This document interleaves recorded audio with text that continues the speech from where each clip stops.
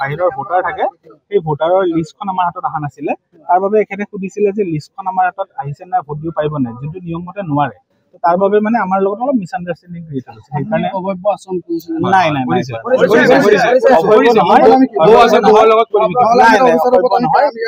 এখেতে মোৰ লগত মানে বাহিৰত মাতি কথা কৈ আছিল বাহিৰত নহয় আপুনি সেইটো ৰুমত আপুনি আছিলে ৰুমত আমি গৈছিলো আপোনাৰ ৰুমত হয় তাৰপিছত তেতিয়া কওঁতে কৈছে যে মানে তেওঁ কৈছিল যে এইটো কিবা কৰাই দিয়ক সেইটো নিয়ম মতে নোৱাৰি তাতে তেওঁ অলপ ভুল বুজাবুজি হ'ল এইটো তেওঁ অবৈধ বুলি ভাবিলে মানে তেখেতক গৈ সুধিছিলো পুলিংজনক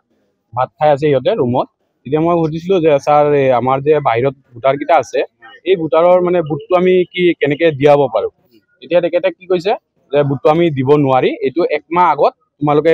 কিবা এটা কাগজ দিব লাগিছিলে তেতিয়াহ'লে তোমালোকে দিব পাৰিবা সেইখিনি কথা আমি পাতিলো ভিতৰত তেতিয়া তেখেতে ওলাই আহিলে আহি পেলাই আমাৰ বৌ এজনে ইয়াত ৰৈ আছে মই পিছফালে আহি আছো বৌক আহি কৈছে এই মানুহজন এক নম্বৰ অভদ্ৰ হয় এনেকে মানে আৰু কিবা কিবি কৈছে গোটেইখিনি কথা মই শুনা নাই কিন্তু অভদ্ৰ কথাটো মই স্পষ্ট শুনি পাইছো কোনে কৈছে কথা এইটো আমাৰ যিটো ফিজাৰিং অফিচাৰ 14 নম্বৰ হয় মহিলাগৰাকী কৈ আছিলে তেখেতে গিয়ালুগৰাকী মানে আমি এই বস্তুটো যে তেখেতে যে ক'লে ইয়াৰ মানে আমি বিচাৰ লাগে আৰু আমাৰ সোণাইপল্লী 14 নম্বৰ কেন্দ্ৰত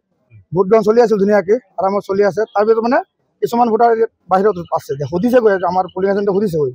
এইকেইটা বাহিৰৰ ভোটাৰখিনিক আমি কেনেকৈ ভোট দিয়া ব্যৱস্থা কেনেকৈ কৰিব পাৰোঁ তেতিয়া ধুনীয়াকৈ তেখেতে মানে কৈছে যে এইটো আমাৰ নিয়মত নাই যদি তেখেতে গুচি আহিছে নাই যদি আৰু এবাৰ তেখেতে কৈছিল চাওকচোন পাৰি নেকি কোনো কি কয় নাই নোৱাৰি ধুনীয়া ওলাই গুচি আহিলে লগে লগে আৰু এজন বৌ আছিল পুলিং এজেণ্টৰ বৌ এজন আছিল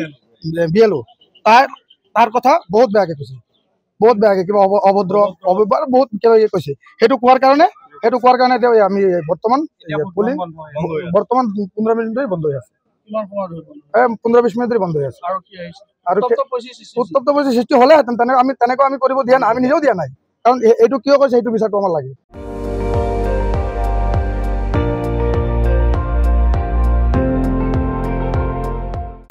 আপুনি চাই আছে ND24 সৰ্বশ্ৰেষ্ঠ নহয় সৰ্বোত্তমৰ দৌৰত